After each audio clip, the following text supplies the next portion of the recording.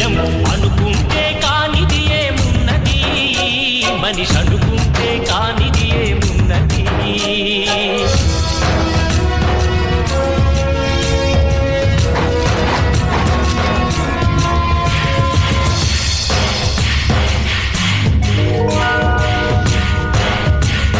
చిలిపి బాలుడనుకుంటే చిటికనేలు అనుకుంటే కృష్ణుడెత్తలేడుగా గోవర్ధన భారం సీతగాని లేకుంటే చేత కాదు అనుకుంటే విల్లు విరవలేడుగా శ్రీరాముడు సైతం మనసుంటే కనపడదా ఏదో మాత్రం కసి ఉంటే